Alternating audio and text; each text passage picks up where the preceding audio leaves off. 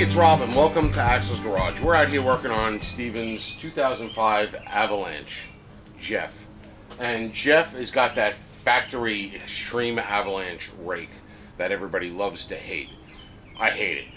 I don't want it to squat, but I don't need that extreme rake. So what we previously did was we cranked up a turn at a time his factory torsion bar keys to get the front to come up, and it didn't seem like they did a whole lot. It brought it up a hair, but there was still a noticeable rake.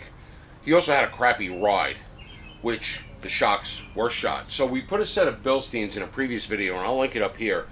And we put the 5100 series Bilsteins, the one that will accept, it's like an 1.25 to 2 inch lift or something like that. I'll link them in the description below. And you can look up the specs on your own for them. They're good for a little bit of a lift. And what we wanted to do is just put the level in. So we got a set of aftermarket keys from Supreme Suspensions, and we went with Supreme Suspensions because they have really good reviews, number one, and number two, they're very economical, I should say. You get a lot of bang for your buck. So you got a set of the aftermarket keys, and all these keys just have it, this little hexagon. Hex, 6 sides? Yeah, hex, 1, 2, 3, 4, 5, 6. Hexagon. This hexagon here is just, it's twisted, not that it's twisted, but it's cut into the key at a different orientation so that when you put the key in, well, the key actually goes in like this with the bolts coming up. When you put the key in, it gives you more adjustment upward so that you can get a little bit of a lift. And these are the leveling keys. I think they can lift it anywhere from 1 to 2 or 1 to 3 inches. I'm not sure. I'll link them in the description below. You can look up the specs on them. Pretty inexpensive, about 40 bucks. We Amazoned it, and hopefully they'll go in without a fight. Well, they'll go in without a fight. Hopefully the old ones will come out without a fight. I have been soaking the torsion bars where they go into the keys with deep creep. I love I like the Seafoam deep creep penetrating oil. I can't talk today. Also, what we're going to need for the kit is for the keys to go in. Can't speak today. Is a way to get the keys out and the keys back in, and you got to unload the torsion bars. So there's a tool for that, and we ordered one, and we ordered a decent one. This is an OEM Tools version. It's the 37278. I'll link this below also. About 60 bucks with the nice case, and it's got a Mopar and Ford adapter in it so that you could use it for everything. And I got a decent, I didn't get the Chinese one because this is pressure and you're under it and you don't need it to blow apart. So this is a nice heavy one, and we got a lot of these vehicles, so I'm sure I'll have more than one use for it. You can rent them or buy to rent, at the big box auto parts stores. I'm at the point in my tool life where if I need a tool for something, unless it's like crazy money, I buy the tool, especially when I have 5 of these vehicles that have the torsion keys. 2 of them with one, Barry White's got aftermarket keys. This one now is going to have aftermarket keys, so I'll probably use the tool more than just today. So in the meantime, we want to try to level this out. So we got to take the old keys out, get the new keys in. I'm going to get the GoPro down there so that we get a little better of a shot with the GoPro, and then we got to figure out how to level, like where to start on the level. That's the biggest thing. Everybody, you put the aftermarket keys in, but then where do you start to get it where you want to go? It is easier to crank them a little bit higher than you need and lower it, because you don't have to jack up the vehicle each time you lower it. You just need to turn the bolt out. Every time you raise it up, you need to get the weight up off of the front end. So that's probably what we'll do. I'll think about it as it goes. Let me get the GoPro and we'll get underneath and see what we got. Alright, so under the car here, you can see the torsion bar going into the keyway, and the bolt is here. The little sleeve nut kind of thing for the bolt is up there. I have the car slightly jacked up in the front end. It's not up in the air, but it's not crazy off the ground or anything. It's just taking a little bit of the tension off the front end. So I am going to take out this bolt that adjusts the torsion key, and it's an 18 millimeter, and when you take it out, it's going to rest on that little thing that's right here. So it's the little sleeve that goes in there.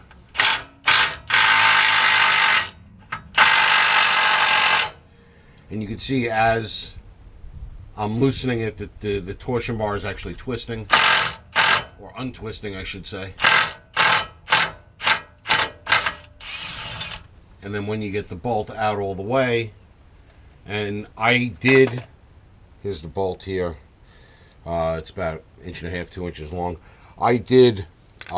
This has all been sprayed down with penetrating oil. Everything is lubed. Torsion key is resting on the little stop there. So what I'm going to do is I'll move the camera so you can see the back side, which is probably a better view than this front side view. All right, so here you could see the stop or the nut where the torsion key sits on. Now that it's all the way down, now that's what we got to get off. So I'll change out my 18mm socket for my 1-inch socket, because the 1-inch socket is for the tool here. And what I'm going to do is unwind this tool. So you can see on this tool, it's got a little dimple in it. And that little dimple is going to slide into a dimple up top. So I'm going to fish around for the dimple. It should be somewhere right here. I can't even feel it. So I'm going to reach up there and get my hands all dirty. Try to find that dimple. There it is. Alright, so once it falls into the dimple hole in the cross member, okay, you can run it up by hand, and there is a little, I guess there's like something that would be a dimple. There's a dimple in the key itself on the bottom of the key. That is so that it doesn't slip out. And then you could take your 1-inch socket and back the camera up a little bit more for you so you get a better view of what's going on. All right, so with the tool in place, we're going to tighten, which is going to push the key up off of that stop there. So all we got to do is lift the key up off of it a little bit so that we can take this and slide it out, and there you have it. You can see it's got 2 grooves in it where it sits in the cross member, and that's it. So now we can loosen, and we can move this over because we don't need it right now. And now this key is, you see how I move the key and it moves the torsion bar, so it's kind of fused together. So that's where the heavy lump hammer comes in. So you give it a couple shots, and now it's still, I thought I had it. It's still fused together. So you got to beat it up a little bit.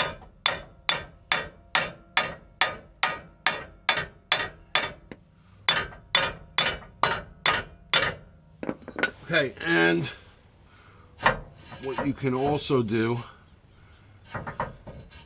is on the torsion key, take a punch, get a punch here like this, and try to hit the torsion bar, not the key. The torsion bar is in the middle of the key. All right, and I think it's moving.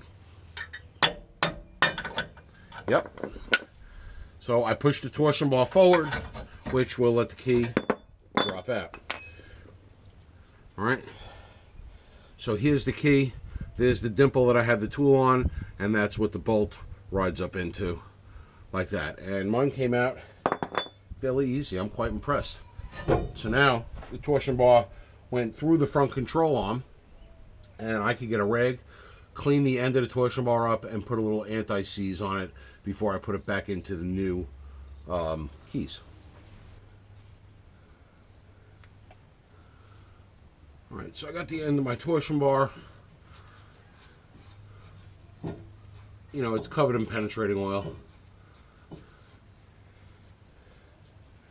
So I'm just wiping it off with a rag, and then I'm going to take some anti-seize and I am gonna paint the end of the torsion bar with anti-seize. So if we want to get these out, they'll come out easy, which these, you know, weren't a fight. I've seen some where you got to cut the keys to relieve some pressure and really beat the crap out of them. We live in a rusty environment, and this really wasn't too bad at all. And I'm going to attribute that to that I really soaked them down well when we put them in. So now here's the key, new key. There's the dimple for the tool, and there's the dimple for the bolt.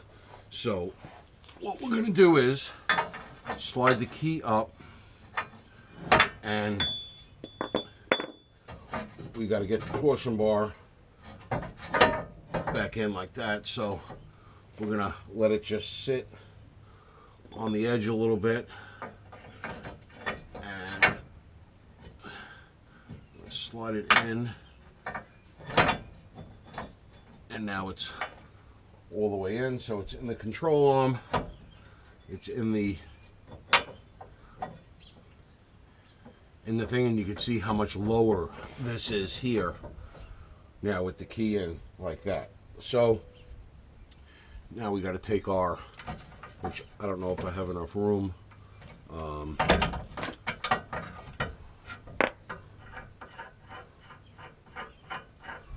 don't know if I have enough room to use my impact because I am on the ground here. So we're gonna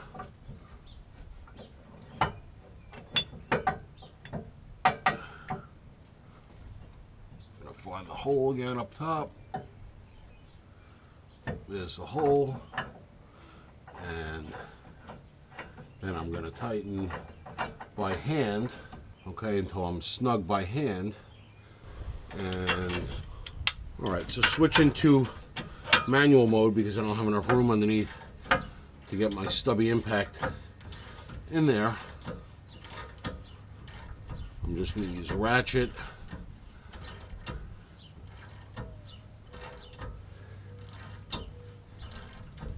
And I'm trying to get the ear of that key. I mean, it's not entirely tough, but it is a little bit of a turn. So if you can get your vehicle in the air enough to use a power tool, it is much easier. So now that I'm up a little bit, I might be able to fit the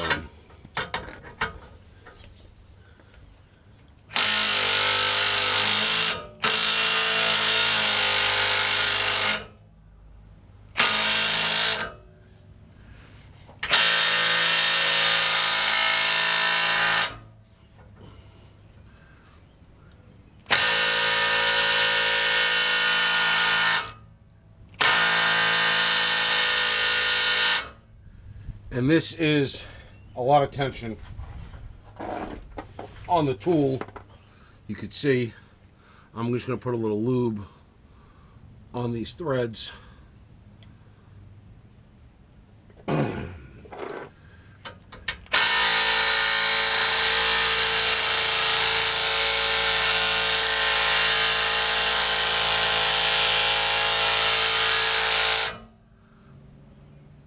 And all I wanted to do was get the ear above so I can take my nut and have my nut sit squarely in the grooves. Alright, just like that. And now go to the loosen side.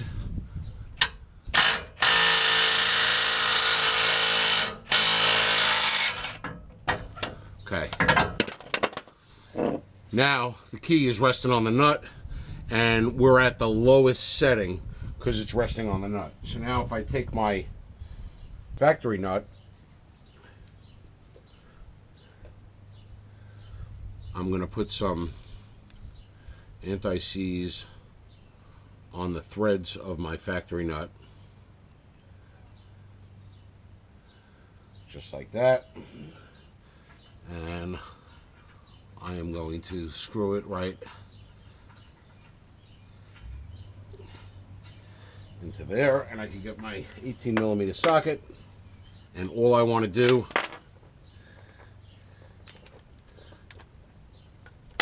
at this point is bottom it out. There, it just hit. Okay, so now the key is in its lowest setting, and it's just hitting.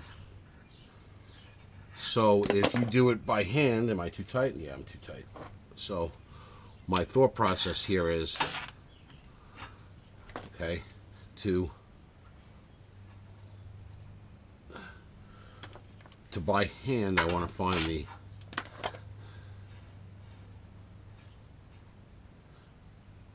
I'm right there. Okay, so I'm right there by hand, just touching the key. So what I am going to do is I'm going to count my turns. So I took an 18mm socket, put some tape on it. My black line, I got one black line, that's a full turn. My grays are quarters, and my gray with a red is my half. So all I'm going to do now is, with the black line looking at me, because then I know that that's my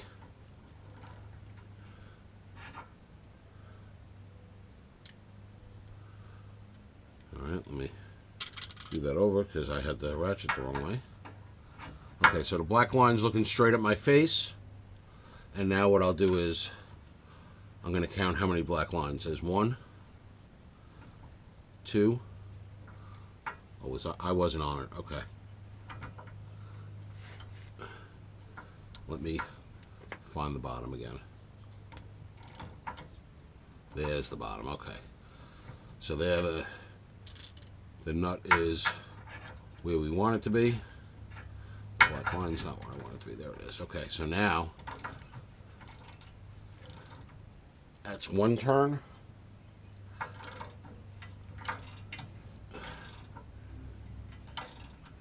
That's 2 turns.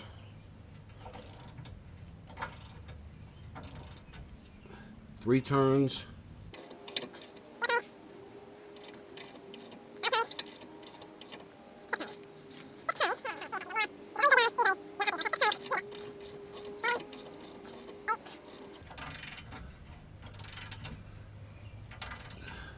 9.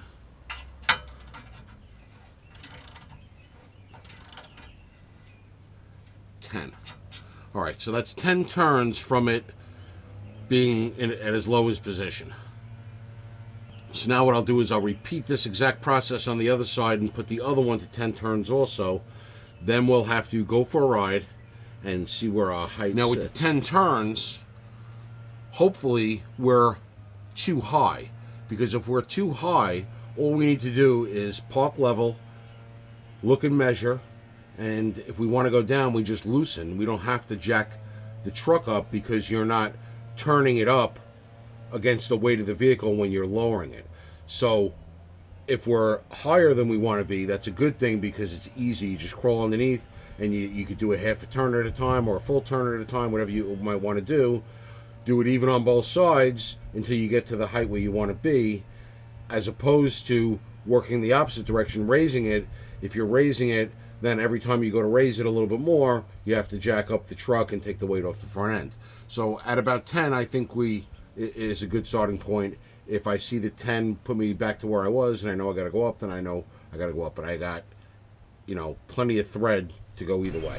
Okay, so the 10 turns, we went for a little ride, cycled the suspension, and then we pulled into a level parking lot, and we measured. We took a look at it, and actually with the 10 turns, it was pretty damn close to level. We liked the way it looked. The tires were no longer rubbing. It drove nice. It was fairly level, maybe a little down in the front.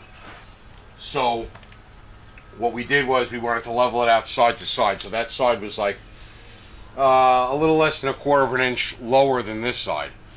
So we made a turn on that and brought it up just a little bit, made a turn. And what we did was every time we made any kind of adjustment, Steven from the parking lot, he drove down the apron, out of the parking lot, made 2 rights, and then back in another apron so that the suspension cycled again, pulled to pretty much the same spot which was level, and then we measured side to side.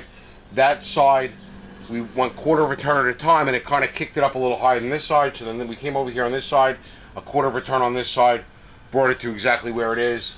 If you measure from the wheel well to the ground, we're at 39 inches side to side, and in the back, we're at a quarter inch lower to the wheel well. But the wheel well doesn't tell you how level the truck is. You really need to do that by eye. I'll put a picture in right here of what it looks like.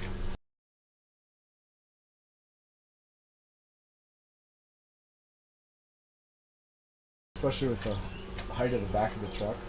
Yeah, the height of the back of the truck sort of throws off your eyes too. So I kind of look at the step, and we kind of wanted a level. Now, an important thing, we brought this up. This came up, so we were measuring roughly 6.5 inches from the top of the wheel to there before. That was with the factory keys cranked all the way up 6.5 inches. And then we gained a quarter to a half when we put the shocks in, because the shocks weren't letting it all the way up. So then say we're 6 3/4 inches, and now we're at 8 1/4, 8 5/8 or so. It's a little bit more than a quarter, but less than 8 1/2. We gained 2 inches, a little less than 2 inches with these aftermarket keys, and there's plenty of adjustment up and down.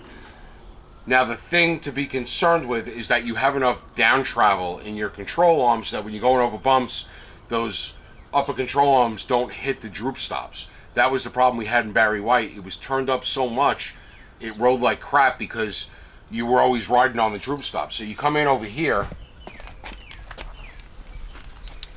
and make sure that you have room here. See right here, you want to make sure that you have room between the control arm and the droop stop, which we have plenty of room there. We have probably 1/4 of an inch or so, which is what we have in Barry White, and Barry White drives great, and this thing feels to be driving nice. Let me check the other side and see what we have. The mic, it's so hard to get in. See it? See, now on this side, we even have a little bit more over there. You see that's the distance between the droop stop there and the upper control arm, and we can drive around with it. So we can drive around, for the next couple of weeks or the next week or so, and see if we want to drop it down a little bit. Dropping it down is real easy. You just go underneath, and you quarter turn at a time, and you can bring it down a little bit if we feel that it's squatting.